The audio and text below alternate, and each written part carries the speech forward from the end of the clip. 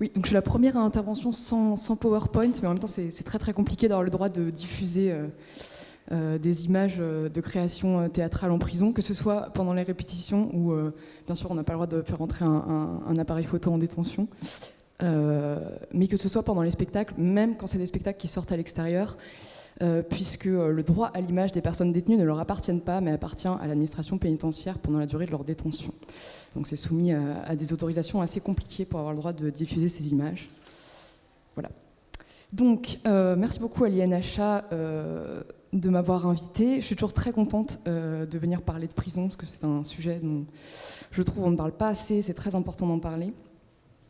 Donc avant toute chose, pour que vous compreniez bien l'objet dont il est question, je me permets une rapide parenthèse sur le théâtre en prison.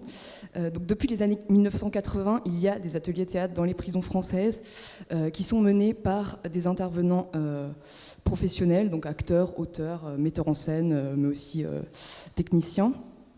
Et certains de ces ateliers aboutissent à la création de spectacles qui sont joués soit à l'intérieur de la détention, et mes spectacles qui parfois aussi sortent de la prison, sous réserve bien sûr que les acteurs détenus puissent prétendre à une permission de sortie et ensuite qu'ils obtiennent cette permission de sortir du juge d'application des peines. Donc c'est de ces ateliers qui aboutissent à des spectacles à l'extérieur de la prison que je vais parler maintenant, en essayant d'envisager la chronologie d'une création théâtrale en prison sous l'angle du partage qui nous intéresse aujourd'hui. Alors, pour ce qui est de la création théâtrale en prison, la question de ce qui est partagé est fondamentale puisqu'elle interroge d'une part ce qui constitue le moteur même des ateliers théâtre en prison et d'autre part, elle nous pousse dans un second temps à explorer les modalités de la réception des spectacles qui sortent de prison. Donc, on peut d'abord estimer que le désir de partage vient d'abord des artistes venus de l'extérieur en prison avec un projet d'atelier. Il s'agit de partager une ambition et une passion artistique en entraînant dans une aventure théâtrale des personnes qui ont un accès assez limité à l'art et à la culture et qui n'imaginaient pas forcément se lancer dans une telle activité. Donc la mise en route d'un travail de création théâtrale rassemblant des personnes vivant dans des univers par essence très séparés, puisque donc l'un des buts de la prison étant bien sûr de maintenir à l'écart de la société les personnes dont elle a la garde.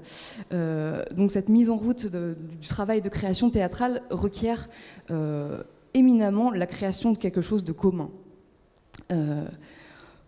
Au départ, je dirais que le partage n'est pas artistique.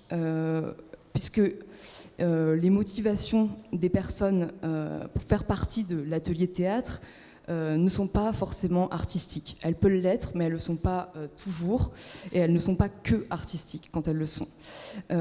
Puisque l'atelier théâtre peut être tout simplement un prétexte pour sortir de sa cellule, quelques heures par semaine de plus, pour rencontrer des personnes que le détenu ne rencontre pas forcément à l'ordinaire dans l'espace de la détention qui est le sien. Par exemple, j'ai suivi un atelier mixte dans la prison de Réau, près de Melun. C'est un atelier mixte qui est assez rare, puisque c'est une prison qui a aussi un quartier femmes. Et donc le fait de rencontrer des détenus du sexe opposé était une motivation non négligeable dans le choix de suivre cet atelier. Et tout le monde en était bien conscient, hein, que ce soit les personnes détenues qui ne s'en cachaient pas trop et les intervenants extérieurs.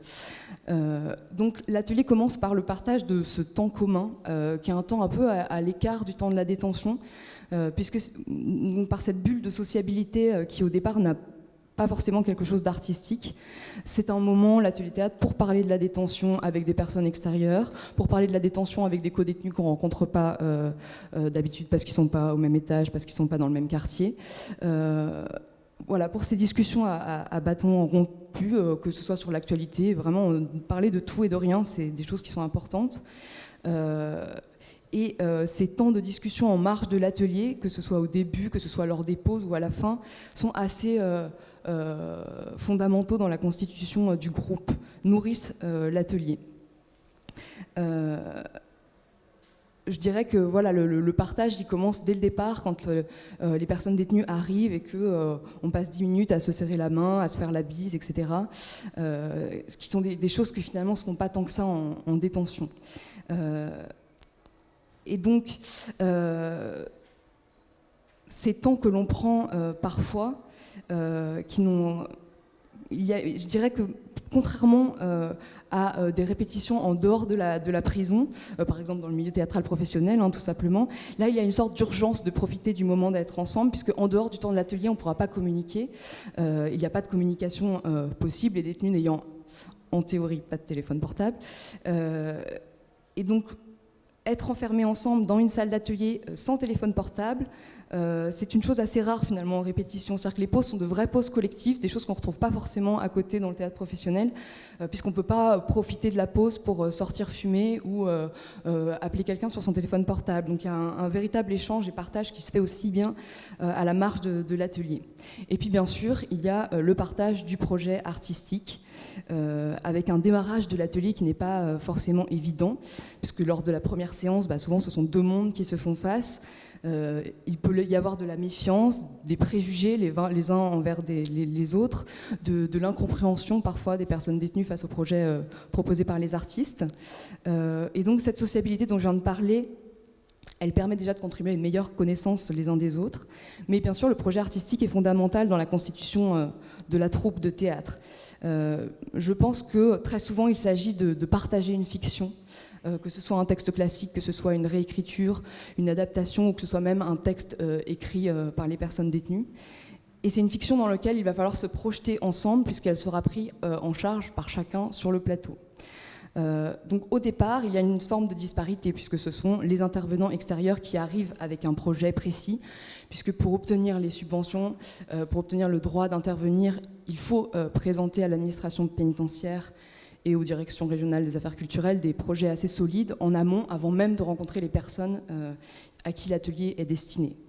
Et donc il va falloir mettre en partage ce projet, remédier à cette disparité dans l'ambition artistique de départ, puisque au final, lors du spectacle, la création elle va devoir être assumée par chacun. Donc, les intervenants partagent bien évidemment leur savoir-faire, les outils techniques de leur métier, le placement de la voix, du corps, etc. Le but étant que les acteurs amateurs soient le plus à l'aise possible sur scène. Mais ce qui est important, c'est d'arriver au partage du désir de défendre un texte, de défendre une histoire, de la faire vivre. Et ce désir naît bien souvent des discussions préliminaires sur l'interprétation du texte, sur la manière de le jouer, de lui donner corps, de l'éclairer avec la sensibilité personnelle et les opinions de chacun. Donc là, le partage prend une forme d'appropriation. Par exemple, pour monter Iliade, que peut-être vous avez pu voir au Théâtre Paris-Villette en juin dernier, Luca Giacomoni, donc, qui avait travaillé avec des acteurs détenus du centre pénitentiaire de Meaux, est parti de la question du manque de respect. Il leur a expliqué que voilà, Iliade, c'était au départ, le point de départ de l'Iliade, c'était une question de manque de respect. Agamemnon a manqué de respect à Achille. Et les acteurs détenus ont très vite compris de quoi il était question. Parce que pour des personnes emprisonnées, la question du respect, c'est une question qui se pose de manière très forte tous les jours. Et donc ils ont complètement nourri cette question de leur vécu, de leur expérience, pour ensuite parvenir à la faire ressentir avec leur corps, avec leur manière de parler, leur manière d'interpréter le texte, de le dire. Et puis, plus on s'avance vers le spectacle, puisque j'avance dans la chronologie, plus il y a ce que je pourrais appeler un partage de la responsabilité, puisque faire un spectacle, d'autant plus un spectacle qui est amené à sortir de la prison, donc à être joué dans une salle professionnelle, c'est une lourde responsabilité. Et c'est une responsabilité qui est collective, il va falloir pouvoir compter les uns sur les autres. Donc, comme disait Sandrine Lano, donc la metteuse en scène que j'ai suivie à la prison de Réau et qui faisait un projet autour de l'ours de Tchekhov, elle disait à la fin, c'est eux qui seront sur scène, pas moi. Donc le projet qui à la base est porté par les artistes professionnels deviennent peu à peu la chose commune portée par le groupe et les initiatives viennent des deux côtés. Et je pense que aussi dans la constitution de l'esprit de troupe, le partage de l'ambition artistique et le partage de la fiction théâtrale est très important, puisque peu à peu les détenus s'appellent par le nom de leur personnage, ce qu'on peut retrouver dans une troupe professionnelle ou une troupe amateur à l'extérieur. Et même au sein de la détention, le groupe théâtre devient identifiable par ce qu'il partage. Ainsi, par exemple, lors de ces répétitions de l'ours de Tchekhov à Réau, il y avait un détenu qui n'était pas inscrit sur la liste officielle des surveillants pour être conduit dans la salle d'atelier. Il n'était pas compté parmi les acteurs de la prison. Et donc pour prouver aux surveillants qu'il faisait bien partie de la troupe de théâtre et qu'il fallait le sortir de sa cellule parce que c'était l'heure de répéter, il lui a récité une des grandes tirades de son personnage. Et là, il n'y avait plus d'ambiguïté possible, c'était évident qu'il faisait partie de la troupe de théâtre et qu'il fallait l'emmener répéter. Et enfin, l'étape finale, donc une sorte d'élargissement du partage, puisqu'il s'agit de partager cette fiction, cette histoire, ce travail avec un public extérieur. Et là, de même, la question de ce qui est partagé ne va pas de soi, malgré les apparences, parce que là, on se retrouve tout d'abord dans une salle où il y a une dissymétrie assez rare quand même dans une salle de théâtre, puisque d'une part, vous avez des spectateurs libres qui rentreront chez eux le soir, et d'autre part, vous avez des acteurs détenus qui proposent un spectacle et acteurs qui seront reconduits ensuite en prison à l'issue de la représentation. Dans le public aussi, il peut y avoir une forme de disparité qui est assez rare dans les salles subventionnées, c'est-à-dire que se réunissent d'une part le public ordinaire de ces salles qui viennent voir le résultat d'un projet théâtral un peu inédit, et d'autre part la famille et les proches des détenus qui viennent soutenir ceux-ci, mais aussi partager avec eux un rare moment ensemble en dehors des parloirs de la prison. Donc le défi est donc de réussir à créer un moment de partage artistique, esthétique, proprement théâtral, avec une assemblée aussi composite. Sachant que le public est averti du statut de détenu des acteurs et qu'il peut très bien y avoir une forme de curiosité, de fascination à la vue de ces personnes qui d'ordinaire sont retenues cachées à l'écart de la société par l'institution judiciaire. Et donc quand on se repartit, une forme de vulnérabilité des acteurs détenus qui sont peu accoutumés à une telle exposition. Donc je me pose encore beaucoup de questions sur ce qu'il se passe sur ce temps très resserré de la représentation, parce qu'autant pendant les répétitions, le partage a le temps de se construire, on a le temps de construire quelque chose de commun au fil des semaines, au fil des conflits qu'il peut y avoir dans une troupe, des questions, des doutes, mais dans l'immédiateté de la représentation, les choses sont plus complexes, je trouve, c'est tellement rapide. Donc très souvent, ce qui est partagé par la salle sans ambiguïté, c'est une forme d'émotion, d'enthousiasme face au caractère exceptionnel d'un tel spectacle. Tout le monde est très conscient qu'il est exceptionnel pour les personnes détenues de participer à ce spectacle et qu'il est exceptionnel pour les spectateurs de théâtre de les voir.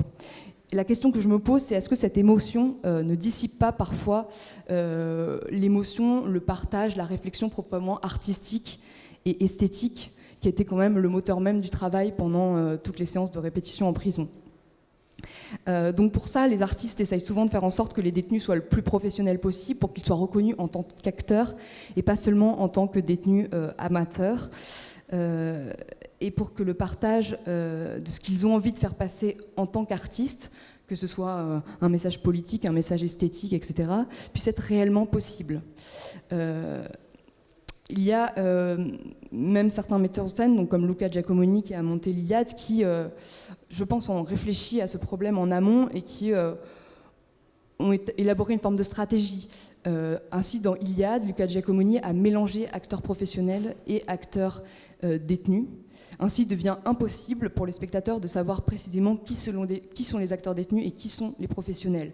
Alors, très souvent, les spectateurs, et j'en ai discuté avec certains, se posent la question. Évidemment, ils disent qu'on ne peut pas s'empêcher, une fois quand on voit le spectacle, de se demander qui est détenu et qui est professionnel. Mais tout le succès d'Iliade, c'est justement de faire en sorte d'emporter complètement le spectateur dans la fiction et de faire en sorte que les personnes qui soient sur scène sont avant tout Agamemnon, Achille ou Ajax. C'est vraiment le but défendu par ce metteur en scène.